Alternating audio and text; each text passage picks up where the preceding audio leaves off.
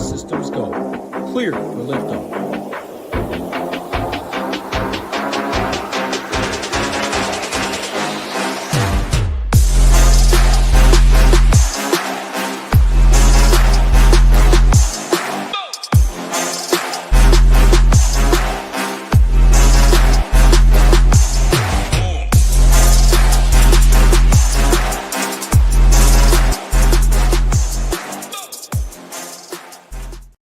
As we are going through the leaderboard, you just realize, like, who's here, who's making the cut.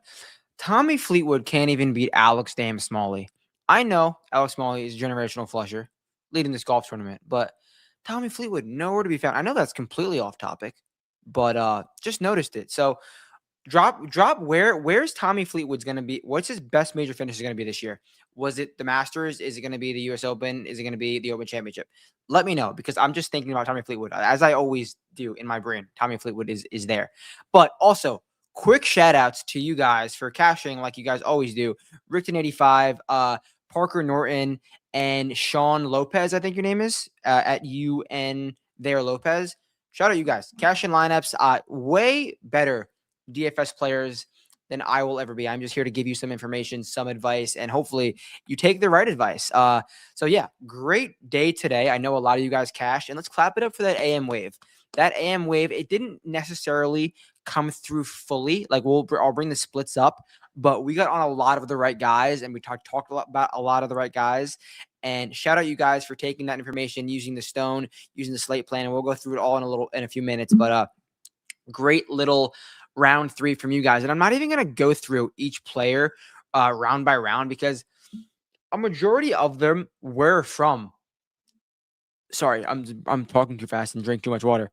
A majority of these great rounds were in the morning. So we took advantage of the wave, and nonetheless, the stats that we are looking for are what we are looking for tomorrow. Like, we want to be able to drive in the fairway. We want to be able to lean on that approach play to set up some birdie putts, because if you're the slightest bit off the tee, it's just tough. It's just really tough to control your ball into the green. And the kind of the stats that we're looking for are going to go hand in hand with the weather. And I definitely have some interesting weather notes. Also, like, I don't know if you guys can see it, but I want to show you guys because it's the last show of the week. So look at this. I got this down here. I should move it, but you got this little PGA Aroniming towel too. I rarely buy merch or anything when I'm on site for these events, but I had a feeling that Aroniming was just going to be super fun. Let's just like a really good course. And honestly, I'll shout myself out when I get the chance. I have wrong handicaps every single day, but I think this is one of my better boots handicaps of how the course is going to play. So you guys are clearly taking advantage of that information. I'm seeing Shipping Nation flags fly all over. So let's keep that going. Let's talk about the weather though. The weather for tomorrow. We're getting some conditions, scoring conditions by that. So I think the majority of the world is going to do is chase these AM rounds again. I don't want to overreact. I don't want to go back to what we did yesterday, because I do think this is the most scoreable day from start to finish that we have seen thus far. I hope they go out maybe a tad earlier just to avoid any sort of catastrophe right here. But like, we are going to get, I know it's going to be gusting 20 mile an hour, but it's going to be gusting in the morning too, 13. The steady wind is going to be fairly similar all day long. And I guess you could say it's going to be a little bit easier in the morning, but the players are better in the afternoon. The wave split is going to be not crazy at all tomorrow. I do think there's going to be guys go out there in the morning and score, but guys out there in the afternoon are going to score. That really just asks us the question, how do we want to build? Do we want to build with players coming from outside the top 20 to post numbers and backdoor top 20s? Or do we want to build with guys around top 10, around top 5 to just keep the pedal down, keep the finishing position points that they're going to start with? Sometimes we go with a lot of chasers. Sometimes we go with a lot of guys in the top. And I think this is going to be I'm going to go probably 75-25 guys up there already versus guys not up there. So I definitely think there's going to be a world for some chasers to make their hay.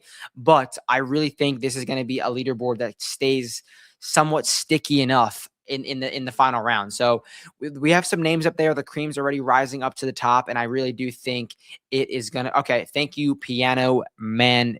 What is your name? I see you all the time. Piano Man DM.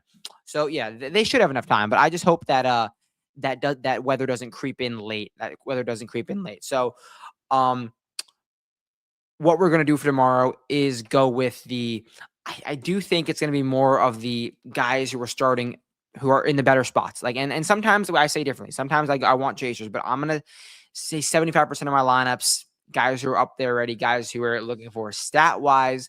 I do want to go with golfers who are still driving accuracy, still hitting the driver well enough. They don't have to be perfectly driving accuracy. I can go with little length, but hitting enough fairways, leaning in on the approach play. And one thing I really do want to avoid tomorrow is if you haven't showed me one good round of putting, if you haven't showed me, if you're really negative with the putter, I'm not chasing it, because these greens are so unique. If you haven't found it by now, you're not going to find it in round 4. Like, oh, this guy's ball striking it, but he's losing 2 strokes putting.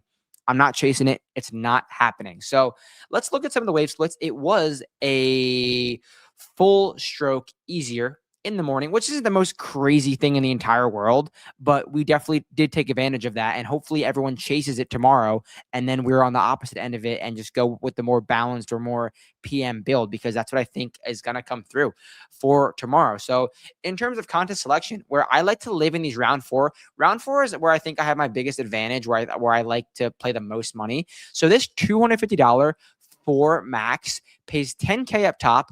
Only 266 people are in this contest. And if you enter this $1,000, you easily have a chance to 10x it, tight core. Why not come in first and fourth and 10th? Win what, 14K, 15K after putting $1,000 in. And not everybody is going to put $1,000 in, but I really think the way we are building, the way we are doing things, I think this is a great contest for you to enter at least a lineup. But if you do enter 4 lineups, you will surely have some overlay, because not everyone is going to put that in. And I love this payout structure. I love this contest for tomorrow. So this $250 for max is my contest of the day. I know we have a play of the day, we have a song of the day, contest of the day. And there's obviously always other contests, but I like leaning in on kind of one contest to be my favorite for the week. So as you guys know, like we always do, we have so much content up on the site, and you guys took advantage of it today. This is not the round 4 stone. This is the round 3 stone. And it was updated last night at 9:45 p.m. So give them 2 hours. We do not half-ass this data. We take this data very, very, very seriously. So it might be the last to come up on any sort of site, but use this stone. The stone printed stuff today. Use the showdown projections, and use, I don't know why it's not showing me it right now, and use the slate plan. The slate plan cooked yesterday, and I said yesterday, remember what I said? We had a bad slate plan in round we had a bad slate plan in round 2. Does that mean we're going to have a good slate plan in round 3? Maybe. And we did. So use all of those things. Like I always say, sprinkle 3 names from here, sprinkle 3 names from the stone, sprinkle 3 names from the projections, sprinkle 3. I got a tweet today, sprinkle 3 names from when I do the next bit and I rattle off names. Sprinkle 3 names from there. This is my favorite part of the show, when I kind of just talk fast and go through all the names that I think make sense. That's how he found Chris Kirk. That's how he found Brian Harmon. And I know there were some great players in there that someone tweeted at me, like, shout out for Chris Kirk. I would have never been on him if I didn't hear you say him on the pod, because we're looking for a specific skill set, and that narrows it down to 10, 15 guys. You choose 2 or 3 of the right ones, bang, you're winning $1 million. Let's do it. Shout out the washing machine going off, the dryer going off. I will get to that later. So let's bring my screen up. Look for the key stats we were looking for, talk about where they are on the leaderboard, and see how these guys can build round 4 showdown lineup. So use that code BOOTS. Help me help you, because I want to go to the UK and walk that course to give you the entire information, like we always do. So obviously Alex Smalley leads the way. I don't necessarily love this profile he's got going on. Sure, he's hitting the ball well. Sure, he's hitting the irons well. But the dude is gaining 7 strokes putting in 3 rounds.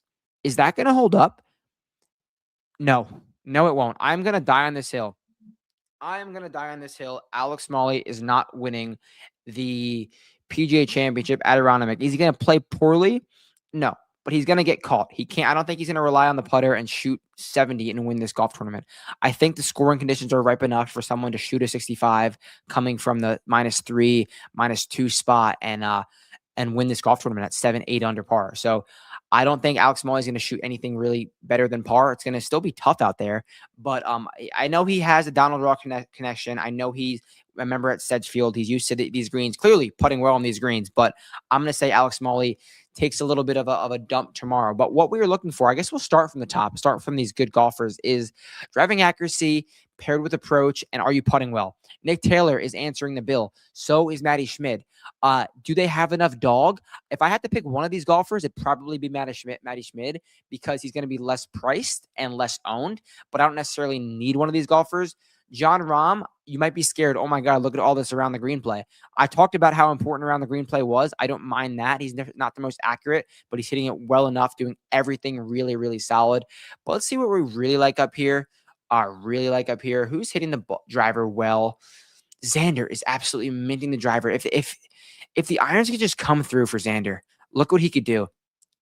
The fact that he's losing 2.5 strokes on approach and still well within striking distance tells me a lot. Like, the wedges have been so poor from Xander, but he's driving it so well. I know we have that outright on him. It's a little bit tough because he had a bad iron week last week, but I want this to come through. I'm not necessarily gonna go for it in round 4, but I have my hope for the foreseeable future. I don't hate a Maverick Winelli bounce back. He was in the final group today.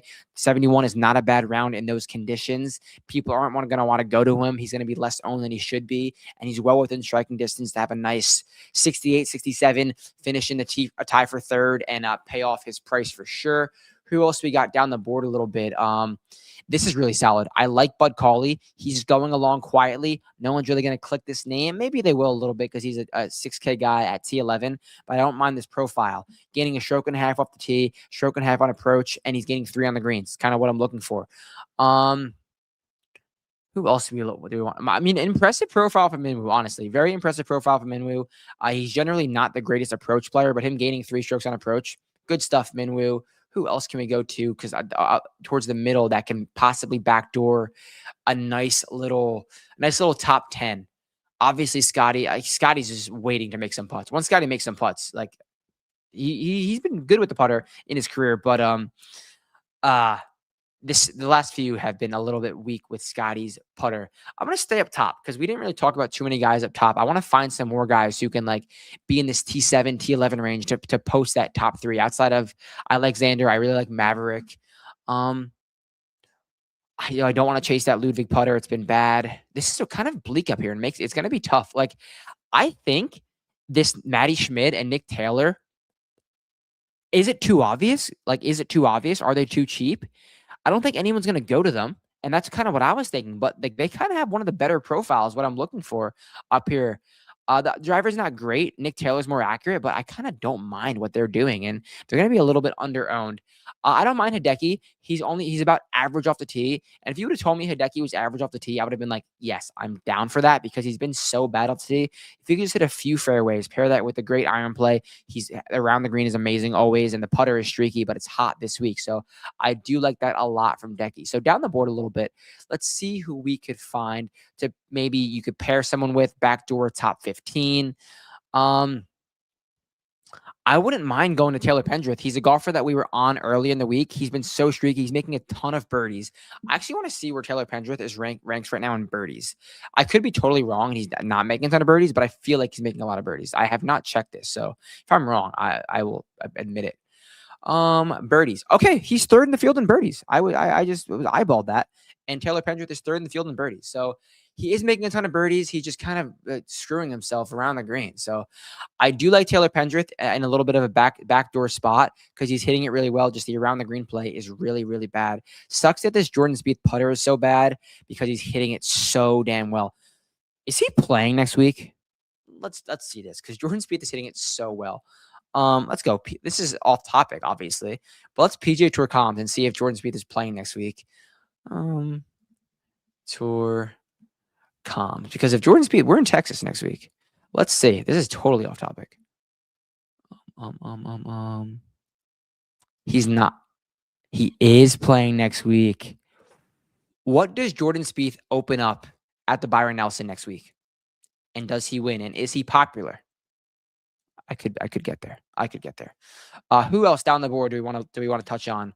It gets really bleak down here. Matt Fitzpatrick is putting so poorly. He's too expensive as well. Accurate approach, guys. Patrick Cantlay, I don't mind, even though that putt was really bad. Accurate approach, guys. Seabez is not bad. He's losing 3 strokes off the tee, but that's just because he's not hitting the ball long. He's short and accurate, but he's hitting enough fairways. He's about even on approach. Nice short game. I do not mind Seabez for whatever price he is. And who else down here is fitting that bill? I don't like it. This is bleak down here. I would not want to go this deep because the wave split is not going to be that crazy, except for Ryan Gerard. Ryan Gerard is about even. He's even off the tee, even on approach, even around the green, even on the green. That means he's hitting the ball well enough, and he needs one thing to pop to really blossom. Why not? Why can't Ryan Gerard shoot 64 tomorrow? Zero reason. He's doing everything okay. He just needs to pop. So that's kind of what I'm looking for. I'm going to dive a little bit deeper after the show and find some guys for my slate plan. So use code BOOTS, get the slate plan for absolute free. That leads me to the one golfer that I am on. The one golfer that I am playing, he goes by the name of Slick. Slick Rick Fowler. Look at that face. Look at that face. Google stock images of Ricky Fowler. I want to take a look at his profile because he's answering the bill of what we're looking for. He's currently a T23. He shoots 67. He finishes T8, gets those placement points. And look what he's doing. He's surely accurate enough. He's driving the ball really straight, and he's getting a full stroke off the tee, another 3 on approach, plus 1.6 around the greens, and he's even on the greens. That means he's not putting poorly, but he has enough in the tank to putt really solidly. So Ricky Fowler is the one golfer that I am on. Absolutely love him for tomorrow. That leads me to the song of the day before we get out of here. We're going to go Circle the Drain by Wage War. Go get the Ship It Nation playlist, official playlist of Ship It Nation. I think you will enjoy it. So that does it. We're on Ricky Fowler. And any questions, I hope you know where to find me. Twitter, Discord, as always. Let's ship it, and I'll catch you guys Monday for the Byron Nelson show. So catch you guys soon. Peace